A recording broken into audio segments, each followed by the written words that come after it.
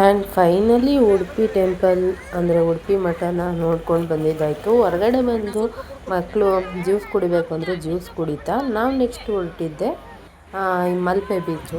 Malpe beach ಮಳೆ ಬರ್ತಿದ್ದರಿಂದ ಮಲ್ಪೆ ಬೀಚ್ಗೆ ಹೋಗೋಕ್ಕಾಗುತ್ತೋ ಆಗಲ್ವೋ ಅನ್ನೋ ಟೆನ್ಷನ್ ಇತ್ತು. ಬಟ್ ಸಡನ್ನಾಗಿ ಮಳೆ ಸ್ಟಾಪ್ ಆಗಿ ಬಿಸಿಲು ಸ್ಟಾರ್ಟ್ ಆಯಿತು. ಸೊ ಮಕ್ಕಳೆಲ್ಲ ಫುಲ್ ಎಂಜಾಯ್ ಮಾಡ್ತಿದ್ರು. ಬಟ್ ಸಣ್ಣ ಮಕ್ಕಳಿಗೆ ಸ್ವಲ್ಪ ಭಯ ಆಗುತ್ತೆ.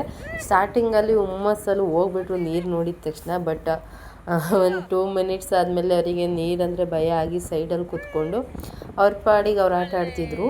ಹಾಗೆ ನಾವು ಸ್ವಲ್ಪ ನೀರಲ್ಲಿ ಎಂಜಾಯ್ ಮಾಡ್ತಿದ್ದೋ. ಇದು ಮಲ್ಪೆ ಬೀಚ್ ಅಂತೂ ತುಂಬಾ ಚೆನ್ನಾಗಿದೆ. ಹಾಗೆ ಫೋಟೋಶೂಟ್ ಮಾಡ್ಕೊಳ್ತಿದ್ದೆ. ಅಂದರೆ ತುಂಬ ಹುಷಾರಾಗಿ ಮಾಡ್ಕೊಬೇಕು, ಯಾಕಂದರೆ ಮಕ್ಕಳು ಇರ್ತಾರೆ ಅಲ್ವಾ. ನಾವು ಫೋಟೋಶೂಟ್ ಮಾಡೋಕ್ಕಂತ ಹೋಗಿ ಮತ್ತೊಂದು ಎಡವಟ್ಟಾಗೋದು ಬೇಡ ಅಂತ ಮಕ್ಕಳನ್ನ ಎತ್ಕೊಂಡಂಗೆ ಇದ್ದು, ಮತ್ತು ತುಂಬ ಡೀಪಾಗಿ ಅವ್ರನ್ನ ಬಿಡ್ತಿರ್ಲಿಲ್ಲ ನೀರೊಳಗಡೆ. ಎಡ್ಜಲ್ಲೇ ಕೂರಿಸ್ಕೊಂಡು ಅವ್ರನ್ನ ಆಟ ಆಡಿಸ್ತಿದ್ವು.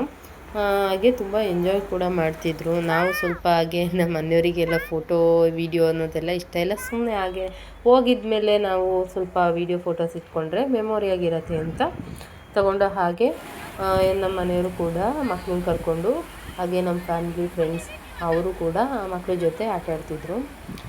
ಬಟ್ ತುಂಬ ಫಸ್ಟ್ ಟೈಮ್ ನೋಡಿದ್ರಿಂದ ಮಕ್ಕಳು ತುಂಬ ಎಕ್ಸೈಟಾಗಿದ್ದರು. ಹಾಗೆ ಸ್ವಲ್ಪ ಭಯನೂ ಪಡ್ಕೊಳ್ತಿದ್ರು.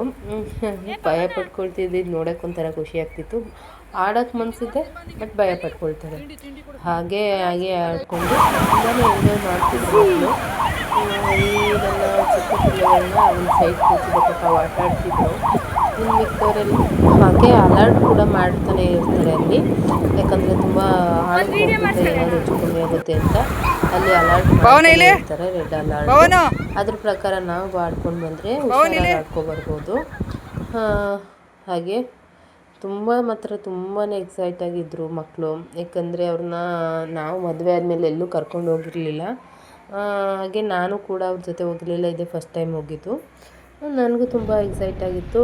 ಬಟ್ ಫೋಟೋ ವಿಡಿಯೋ ಮಾಡ್ಕೋಬೇಕು ಅಂದರೆ ಅವರಿಗೆ ಹಿಂಸೆ ಆಗ್ತಿತ್ತು. ನಾನು ಬಿಡ್ತಿರ್ಲಿಲ್ಲ, ಹೆಣ್ಮಕ್ಳಾಗಿ ಅಲ್ವಾ, ಸ್ವಲ್ಪ ವೀಡಿಯೋ ಫೋಟೋ ಹುಚ್ಚು ಜಾಸ್ತಿ ಇರುತ್ತೆ. ಹಾಗೆ ಮಾಡಿಸ್ಕೊಳ್ತಿದ್ದೆ.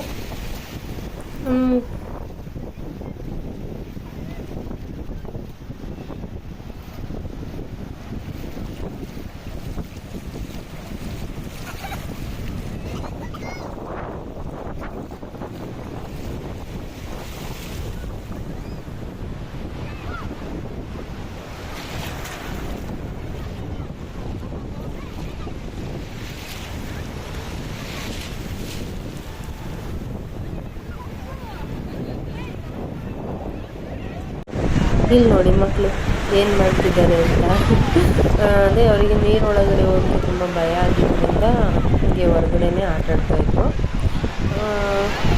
ಅಂದರೆ ಮಣ್ಣಲ್ಲಿ ಮಕ್ಕಳಿಗೆ ಅದೇ ತುಂಬಾ ಸೇಫ್ ಅನಿಸುತ್ತೆ. ತುಂಬ ನೀರೊಳಗಿದ್ದು ಅವ್ರಿಗೆ ಹಿಂಸೆ ಮಾಡೋಬೋದು. ಅವ್ರಿಗೇನು ಇಷ್ಟ ಆಗುತ್ತೆ ಆ ರೀತಿ ಥಿಂಗ್ಸ್ ಕೊಟ್ಟು ಕಲಿಸ್ಕೊಂಡು ಕೂತ್ಕೊಂಡಿದ್ರು.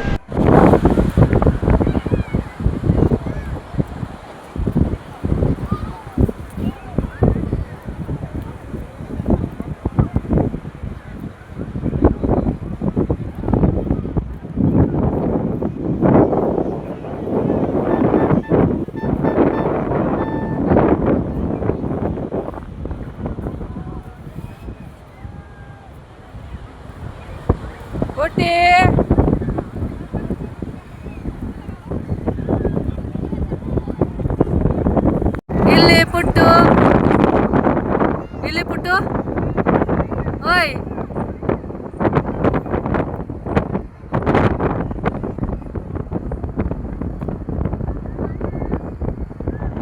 ಪುಟ್ಟು ಇಲ್ಲಿ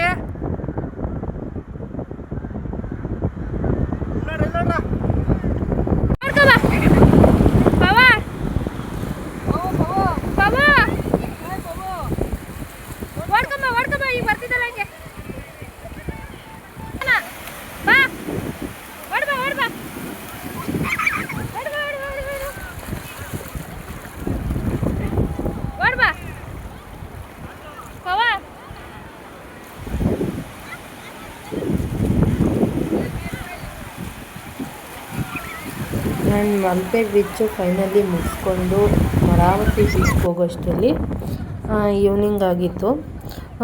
ಆದರೂ ಹೊರಟು ನೋಡೋಣ ಅಂತ ಜಸ್ಟ್ ಅಲ್ಲಿ ನೀರೊಳಗೆ ಆಡೋಕ್ಕೆ ಹೋಗಿರಲಿಲ್ಲ, ಜಸ್ಟ್ ನೋಡ್ಕೊಂಡು ಹಾಗೆ ಫೋಟೋಶೂಟ್ ಮಾಡಿಸ್ಕೊಳ್ಳೋಣ ಅಂತ ಹೋದೋ. ಬಟ್ ತುಂಬಾ ಕತ್ಲೆ ಆಗಿಬಿಟ್ಟಿತ್ತು.